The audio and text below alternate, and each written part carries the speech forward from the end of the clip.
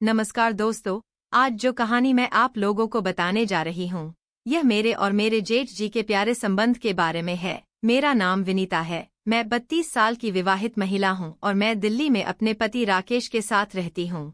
मेरे पति रेलवे में गार्ड की नौकरी करते हैं और हम दोनों की लव मैरिज हुई है। राकेश और मैं कॉलेज के दिनों से ही एक दूसरे से बहुत प्यार करते थे और शादी करना चाहते थे, लेकिन राकेश के पास कोई नौकरी नहीं थी।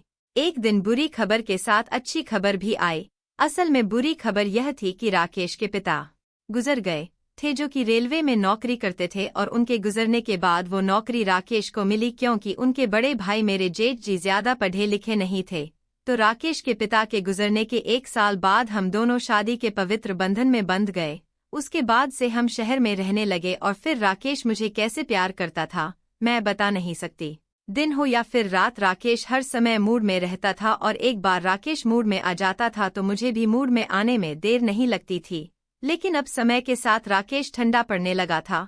कुछ महीनों तक मैं खुद ही अपना मन बहलाती रही और एक दिन जब मैं घर पर खाना बना रही थी तो अचानक से मेरे जेठ जी का कॉल आ गया। मैंने उनको पहचाना नहीं तो फिर उन्होंने अपना नाम बताया और कहा, राकेश का बड़ा भाई बोल रहा हूँ। वो राकेश के बारे में पूछने लगे तो मैंने बताया वो काम पर गए हैं।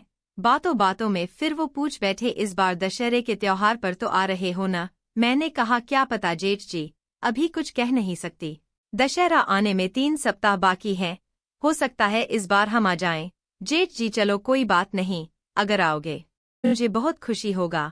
चलो अभी कॉल रखता हूँ, कुछ काम है। मैं बोली, ठीक है जेठ जी, अपना ख्याल रखना।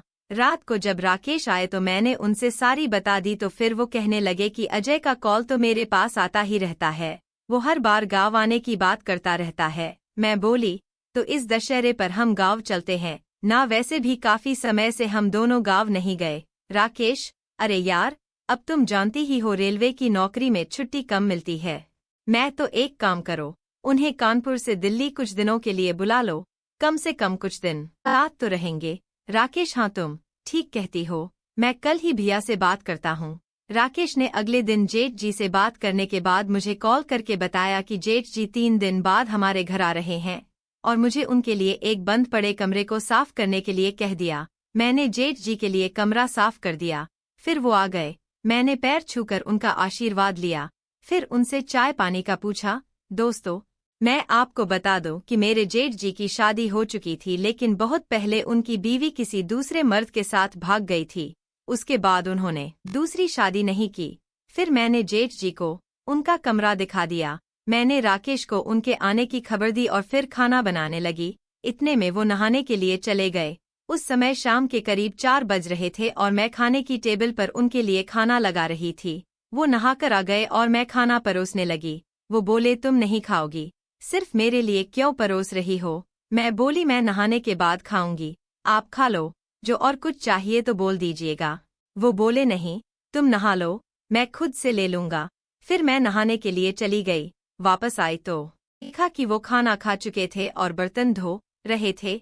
मैं जल्दी से उनके पास गई और उनको बर्तन धोने से रोका और कहा, मैं धो लूंगी, आप रहने दो। वो बोले, कोई बात नहीं, ये तो मेरा रोज का ही काम है।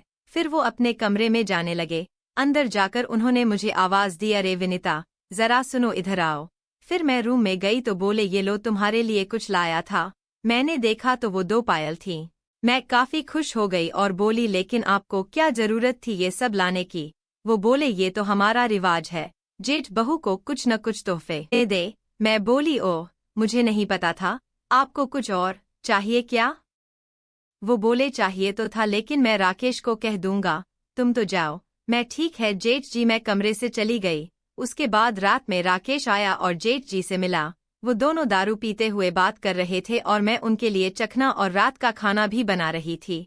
जब मैं चखना देने पहुंची तो राकेश ने मुझे कहा, खाना बन गया क्या? मैं, हाँ, बस दाल बनने में देर है। राकेश, कोई बात नहीं, मेरे लिए खाना लगा दो, भैया कुछ देर बाद खाएंगे। मैं, अच्छा ठीक है, मैं खाना लगा देती हूँ। मैंने राकेश के लिए खाना लगा दिया और फिर राकेश हाथ मुंह धोकर आया और खाने लगा।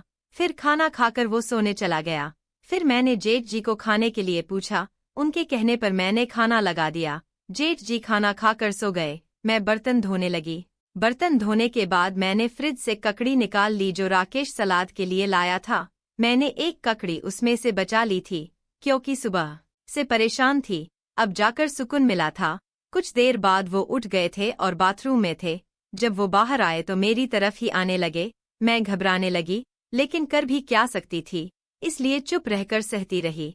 तो दोस्तों, आपको मेरी कहानी कैसी लगी कमेंट करके ज़रूर बताएं और चैनल को सब्सक्राइब ज़रूर करें।